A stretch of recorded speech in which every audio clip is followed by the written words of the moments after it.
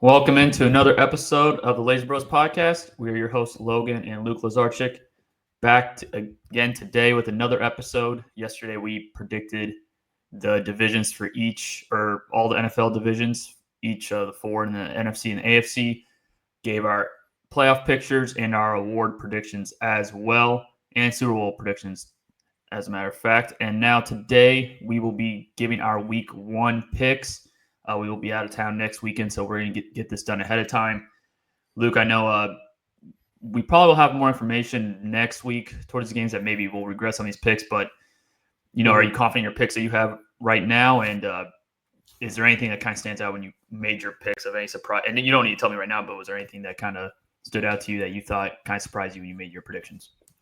No, everything's kind of how I would go about it. Nothing surprised me. I have one that maybe you're not even, but it's just a Week 1 feel. It's not. I don't feel that this team is better than the other team. There'll be one of them where, and that's besides it. Besides that one, it's pretty much how I feel like you'd expect that pick.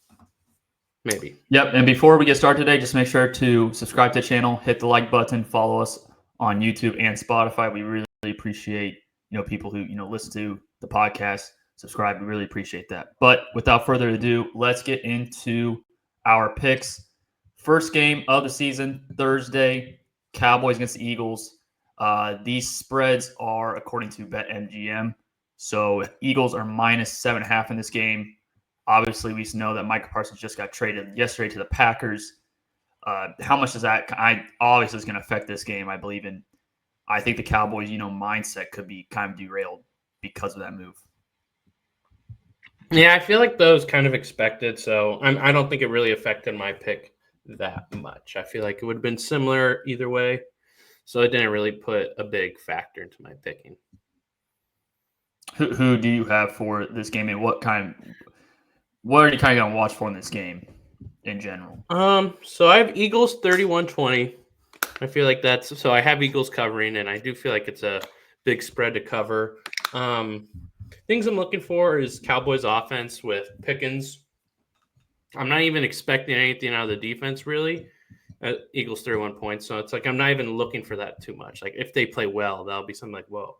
But I'm looking at the Cowboys offense, and then with the Eagles, just, first game off Super Bowl, all that normal jazz, or is there any like big like Super Bowl hangover or anything like that? But I think they'll be fine. I'm going to be interested how much the Eagles throw. I feel like because obviously they ran a lot, but then Hurts really good in the Super Bowl, so that'll be interesting. But yeah, Eagles 31-20, comfortable win at home. Maybe not blowing the doors off them, but just keeping them at bay the entire time. Yeah, I mean, I think I could see a potential backdoor cover in this game just because there may be some garbage time where Cowboys, that's kind of what Dak does. There's a lot of garbage time in his career. I feel like he kind of has those backdoor covers. I'm going to take Eagles 26-17. I don't think – we've kind of seen the last couple of years, the Eagles they're not really hot out of the gate. They kind of hit their stride midway through the year, and so I could see them kind of starting out slow in this one, but still their overall roster and overall depth is going to show in this one. So I'm going to take Eagles 26-17. I think the loss of Micah Parsons, they're going to exploit that, and I don't think they're really going to get a pass rush on Jalen Hurts. And I still think the Eagles will lean on the run game, but I think Jalen Hurts, it's going to look similar to Super Bowl where he really has had a clean pocket the entire time. So I think Eagles win comfortably and potentially a backdoor cover, but I'm going to take Eagles and the points. Mm-hmm. Eagles played in Brazil last year. This time around, we have the Chiefs and the Chargers. Chiefs are 3-point favorites. No Rashawn Slater, no Rashee Rice. How does that affect both teams in this one? So I don't think there's a huge – I think the Chargers be okay on the O-line, especially with Alt. It's not like Chiefs have great – unless Ashton Gillette is really good off the bat. There's no huge edge presence. And then Chiefs have played without Rashee Rice. But I'm actually giving Chargers Week 1 win. And I can just see the storylines. Chiefs are going to be like, oh – Travis Kelce, Taylor Swift engagement. They lost Week 1. The whole Rashee Rice thing. It's gonna be a stupid mess. I'm already predicting that. And I still have Chiefs as a 2 seed. Not affecting that. Just 27-26 Chargers, super close game. I do think the Rashee Rice thing, since it was like, oh, he's gonna play to start, and then it flipped. I think that'll have a slight effect. That's my upset here. Chargers get the Week 1 win. Chiefs will beat them next time whenever they play. So I have the Chiefs winning and a slight cover. I can see a 24-20. That's the kind of game that I see in this one. I do think it could be somewhat of a trap game for the Chiefs. Hopefully they're not looking ahead to Week 2 against the Eagles. And so that's why I think there's going to be somewhat more of a sense of urgency for the Chiefs in this one. Not only will you not have Rashee Rice in this one, but you also have the Eagles at home the following week, a team who embarrassed you in the Super Bowl. So I think Chiefs are going to have the extra sense of urgency to win this game, divisional opponent. They know how important divisional games are. And I do think, Najee Harris is expected to play, but I don't know how much impact he's going to make. I just think right now the Chiefs, although, Rice is obviously gone, I do think that they are a healthier team at this point. And I'm going to trust Andy Reid and Mahomes against, Justin Herbert and Jim Harbaugh. The great combination on both sides, but I'm going to give the edge to the player and coach who's had more success. And I think the Chiefs are they got a break that this game's in Brazil and it's not kind of towards a home game for themselves. So I'm going to take the Chiefs. I'm going to say 24-20, but I think it's going to be a really good game, really interesting game. I am worried about the Chargers right side of that line. I think the Chiefs could line up Chris Jones on the right side of the Chargers line to try to exploit a little bit more. So I don't know. And I do think that's going to be something to watch for is the offensive line, defensive line battle between the Chiefs and Chargers. I will say, I actually think that it being in Brazil could be negative because it's not like the Chargers home games are really – and then we don't know what the Brazil crowd could be. I mean, I know a lot of people like the Chiefs, but, I mean, it could be like let's see the Chiefs lose and the fans get more hype for a Chargers upset than Chiefs and because Chargers fans usually – there's still Chargers fans, but it's just – but that's what I'm saying. I think for the Chargers, it can actually benefit them. You can have a rowdier crowd that's rooting for you to win than your normal crowds. And that's nothing against Chargers fans. I think there's a lot of But my point was just more down the line, the Chiefs now get to play Chargers at home later in the season. If this is a home game. Oh, well, I'm talking about to impact this game. I was more talking about, just overall, the Chiefs get a home game against Chargers and they're not wasting a home game against LA. Because the Chiefs have a home field advantage, clearly. So if it was being wasted on this game, that's what my point was, talking about them escaping that. Mm-hmm. Next game, this is the first game that we'll talk about on the Sunday slate. Buccaneers -2.5 on the road against the Falcons. Another divisional game. I think this is a sneaky, really, I guess it's already interesting, but I think this is going to be a game that I'm definitely going to be watching, paying more attention to than others during the 12 o'clock slate. I didn't mark down the difference. I kind of wish I did. You went down on Yahoo as well on the picks? Yes. One team at a time. Do you know what's the cutoff on the list? Because the list is the same. Wait, you mean where the noon the games? 3 o'clock and yeah. Because I feel like the 12 o'clock game is wait, you want me to read you the 3 o'clock games? Well, yeah. What's the 3 o'clock games? And you can just read me the Titans, one, Broncos, 49ers, Seattle. Okay, I got it. That's all. Yeah, Bucks Falcons is definitely a Sunday ticket. That's a Sunday ticket. Ooh. Well, then depends. I already know you're playing Dolphins Colts as one. I already know it. But it depends on what is the local game. Patriots Raiders. Yeah. Patriots Raiders, I think, is number 2. Commanders Giants, I want to watch, and then it could be Dolphins, Colts, Panthers, Jags. I feel like Cardinals, Saints, and Pittsburgh Jets. I think this could be the number 1 game of the noon slate, and I have Falcons winning barely, 24-23, another one-score game, 1-point game. I think that it's going to be interesting. I think that, honestly, Bucks get an early lead, but then Falcons come back a little. Michael Penix, it would be a huge Week 1 win against the Bucks, even though they have some injuries. I think those injuries will eventually lead to the Falcons taking it 24-23. Yeah, I was kind of surprised by the over-under in this one. It's only 46.5. I would hammer the over. I'm pretty confident in that. I have the Falcons winning this one 27-24, I think. So we both have the up at this point. Their GM, Jason Light, said it's likely that Chris Godwin's most likely out, past 6 weeks. They didn't put him on the pup, which was kind of surprising, but he's going to miss the 4 weeks plus maybe another few. Tristan Wirfs is going to be out in this one. You won't have Cade Otton, I believe. McMillan's out. Cade Otton, underrated. Yeah, and think that's more impactful than McMillan. It's great that you have Mike Evans and Buka. Definitely great options. You have Bucky Irving out of the backfield. I just think without Tristan Wirfs, with all those injuries, and the Falcons now having, they definitely upgraded their pass rush. I think you could see Jalen Walker, James Pierce Jr. kind of make an impact in this one. I'm going to take the Falcons 27-24.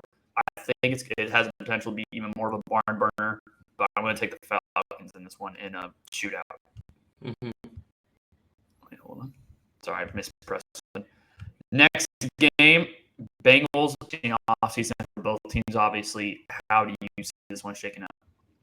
Mm-hmm.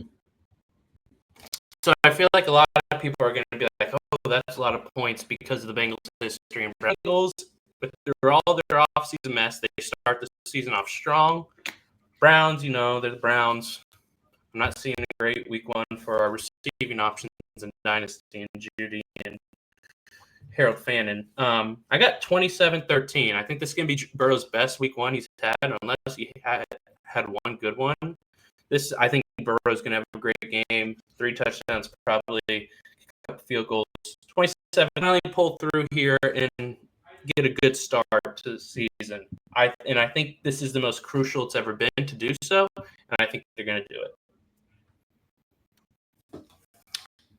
Yeah, I have 6 years of evidence and data to say otherwise. I'm going Bengals 20-16 in this one.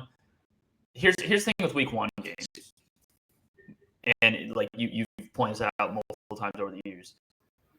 There's more upsets week one, and week one every team believes that they have a chance to be good, and the Browns obviously nobody views them as a good team, but they believe it in that locker room that if they can come out of the gates on fire fast, that maybe they could be something this year. They have Myles Garrett there. I do want them to start out fast, and I know that they play their starters extensively during the preseason, which is different than what they've done over the past few years with this offense. But I still think Trey Hendrickson, it was great that they got that deal.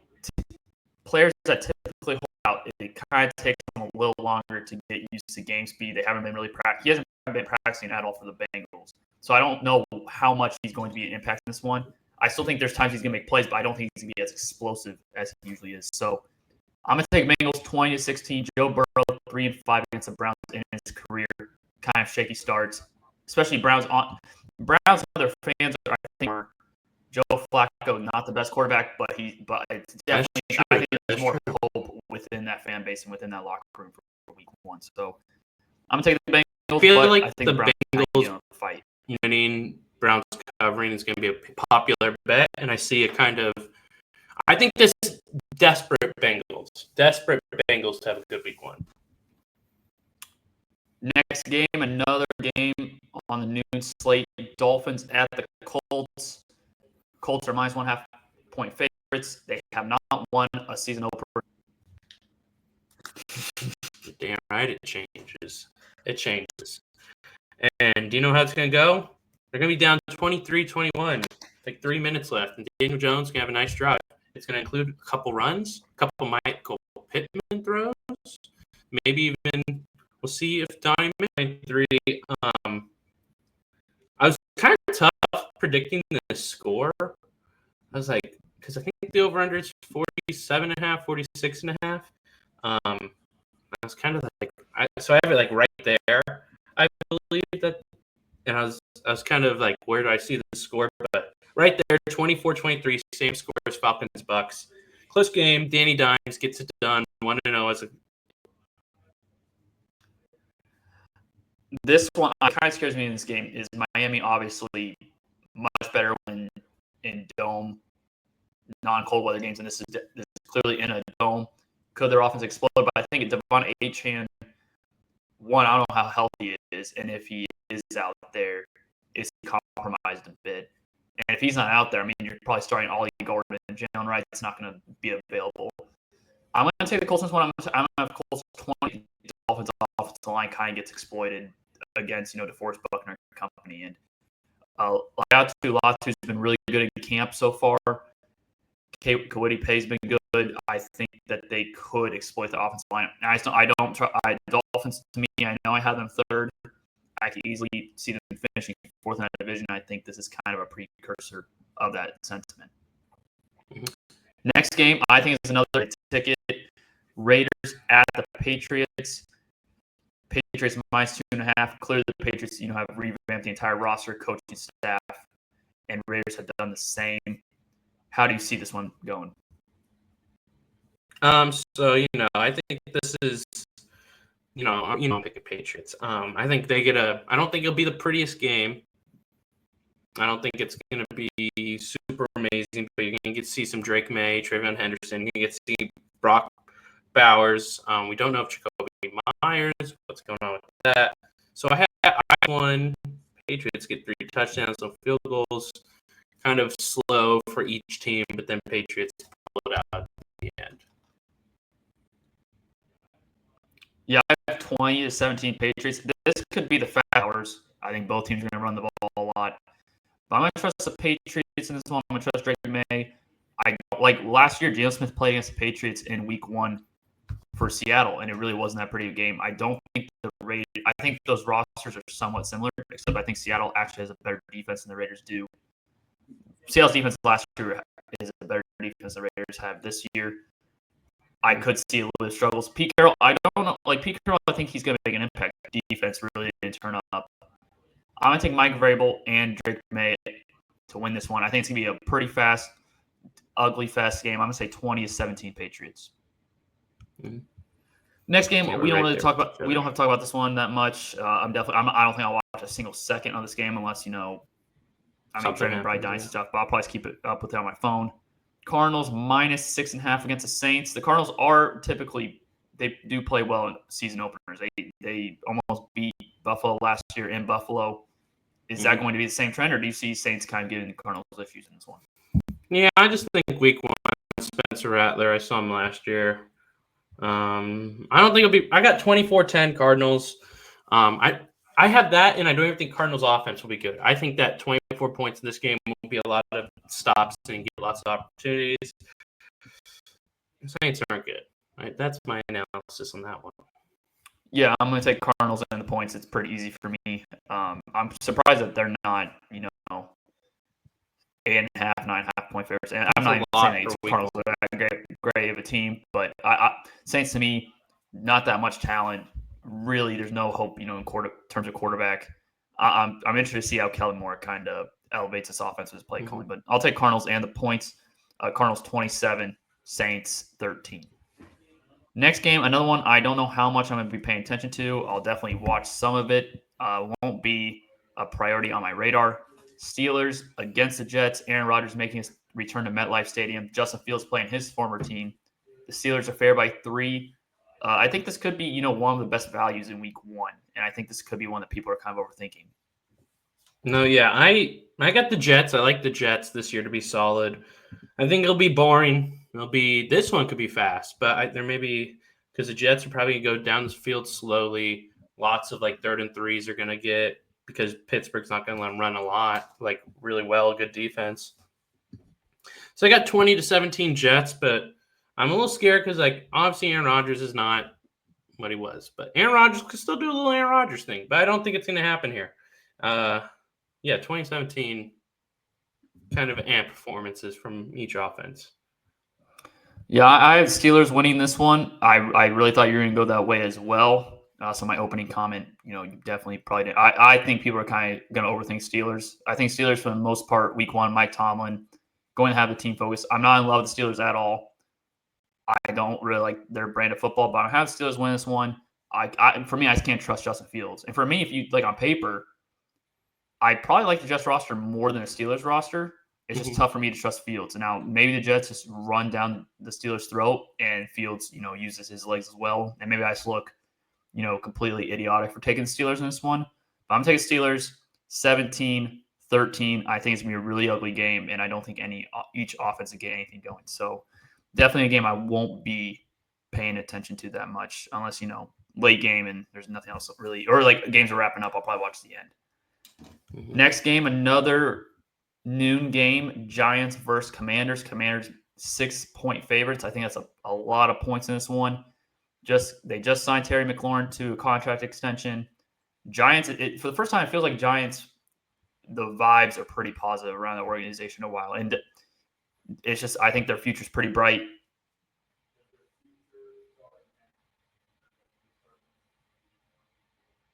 Now, in terms of do they start winning in week 1 and get off? Cut out for me there, but this is my upset. This is Giants. I don't think you're surprised I'm making this pick. This is Giants. 23-21. You got Russell Wilson, that pass rush, like neighbors Washington. I look at Washington's roster, and they're old.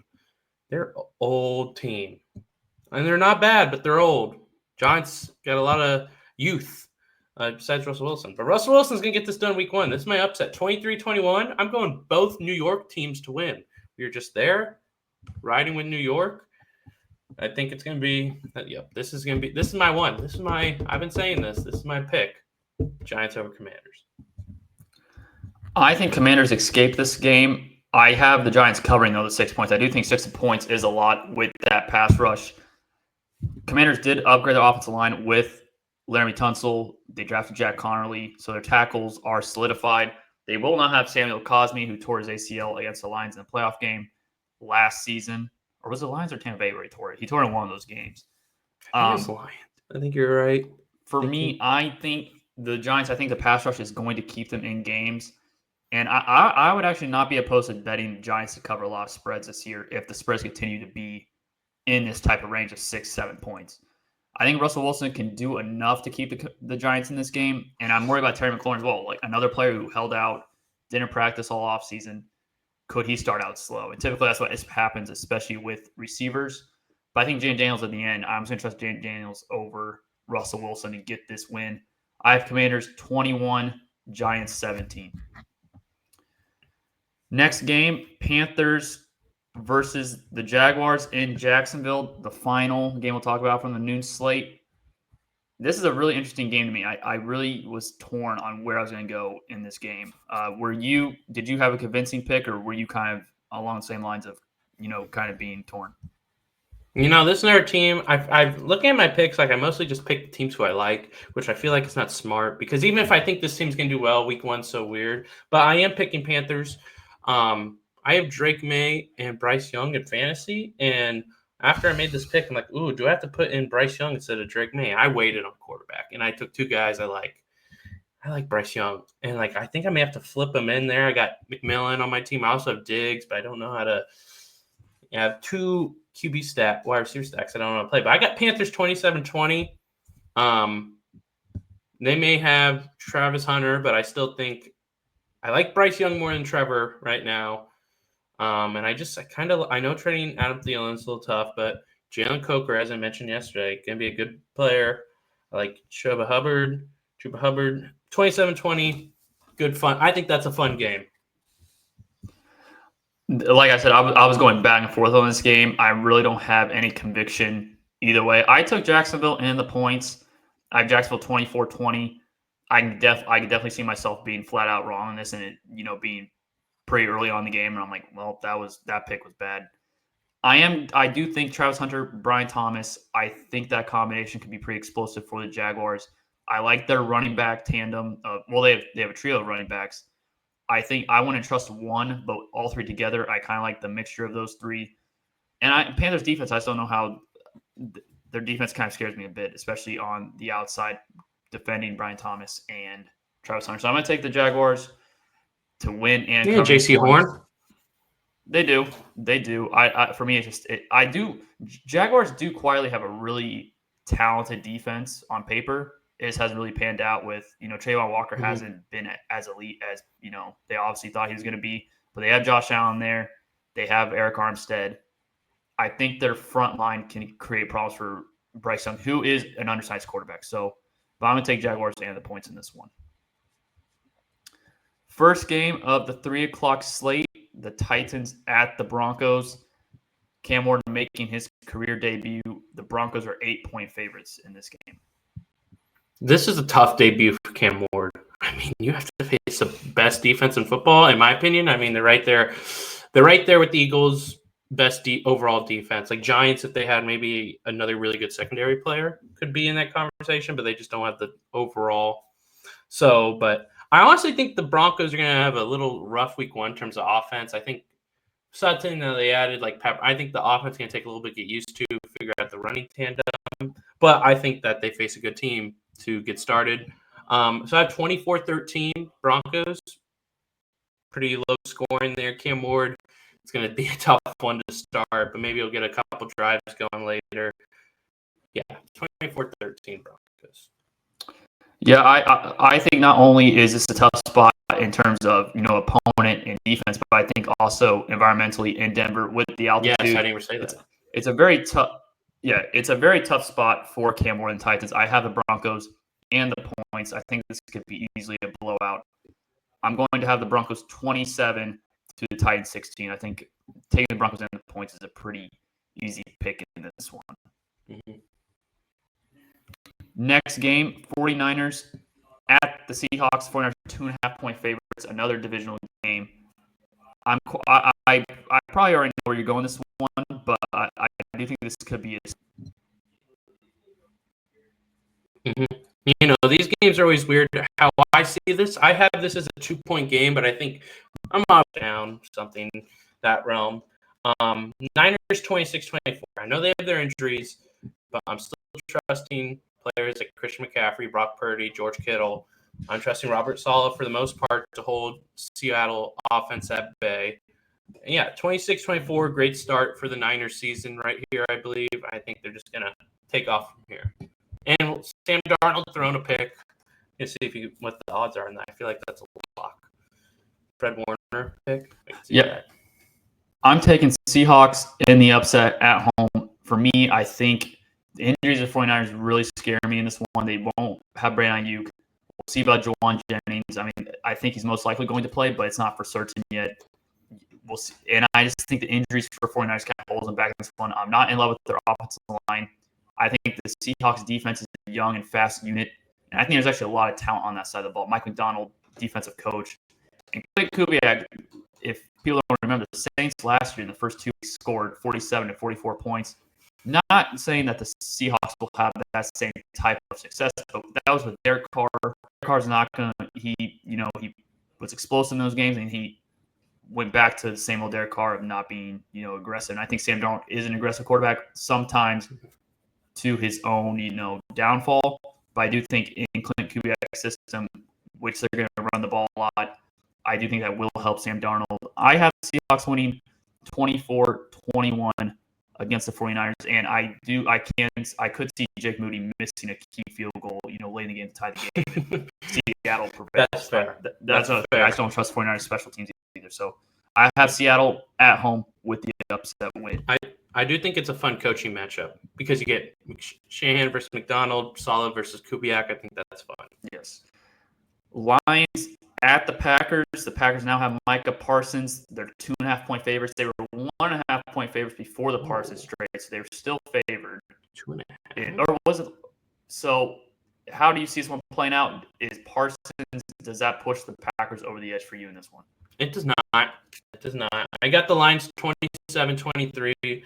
Again, we're going to have to realize that Parsons is coming in. He hasn't really been practicing at all with anyone.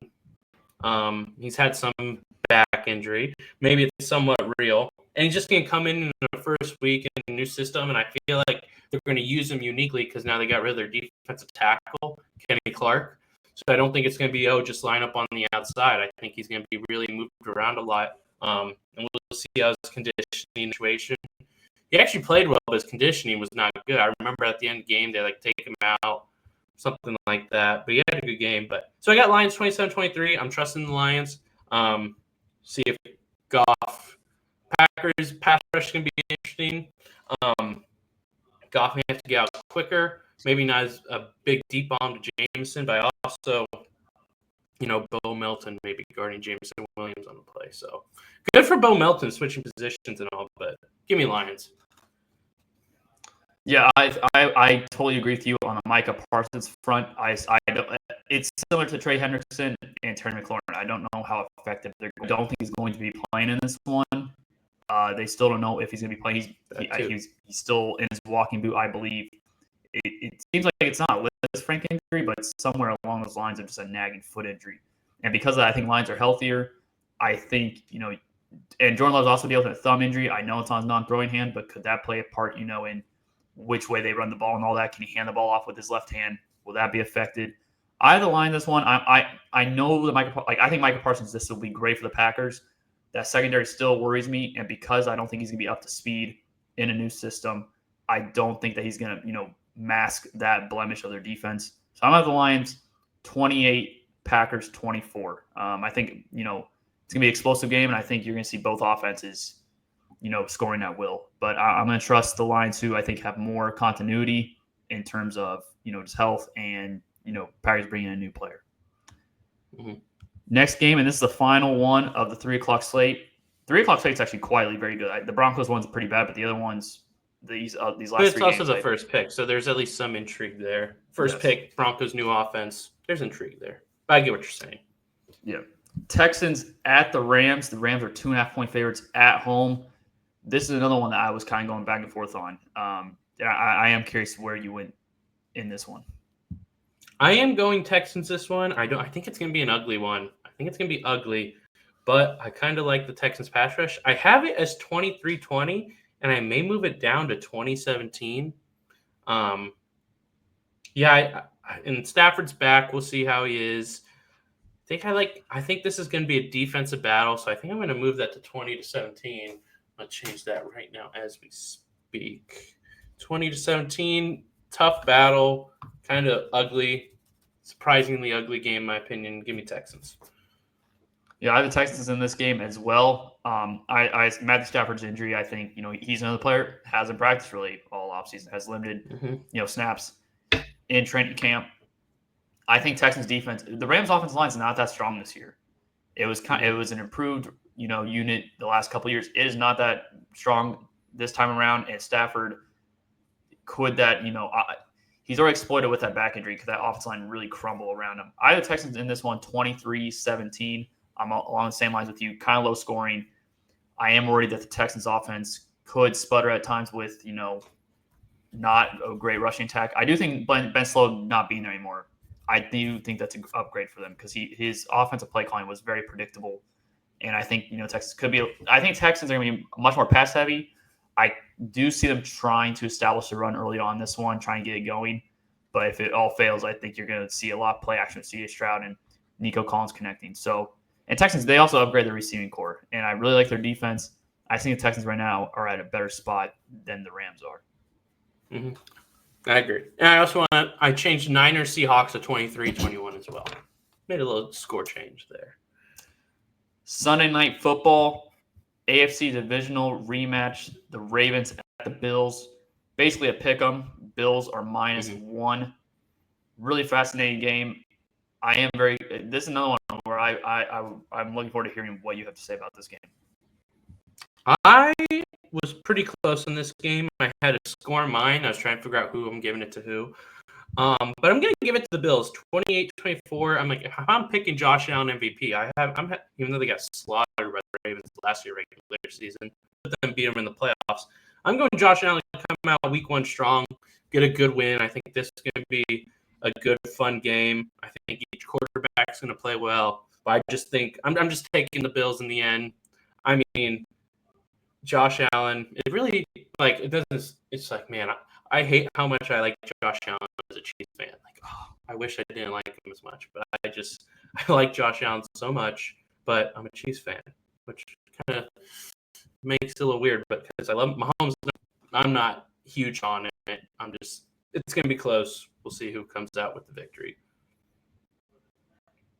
For the second consecutive season, the NFL has had the Ravens return to the place or against a team that they lost to in the playoffs the year prior. They played the Chiefs in the season opener last season, and they played against the Bills this time around.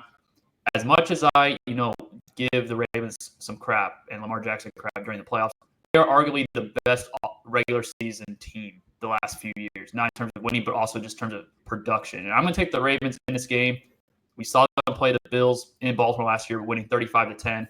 I think the Ravens, up front match well with the Bills front seven. I think Derrick Henry's going to have a big impact. They're going to run him. Last year we kind of saw the Ravens kind of ignore Derrick Henry early on, and it was very. I mean, as a Chiefs fan, it's like, okay, just keep doing what you're doing. But it's just frustrating in terms of a football fan of them not utilizing a force like Henry in the backfield. But I do think this year around they're going to use him more often, and I think he's going to get 20 plus carries in this one. I'm going to trust Lamar. I'm not sure if Isaiah Likely's playing this one. I know he suffered that foot injury earlier in training camp. That would be somewhat of a major blow if he's not available. But I'm going to take the Ravens, who I think they are arguably the best regular season team over the last 4 or 5 years. And I think Lamar in this game, to me, he somewhat shrinks in the playoffs, but I think in the regular season he really plays well. So I'm going to take Ravens. I'm going to have Ravens 27, Bills 24. Last game of the week 1 schedule, Vikings at the Bears. I'm really excited for this matchup. Vikings -1.5.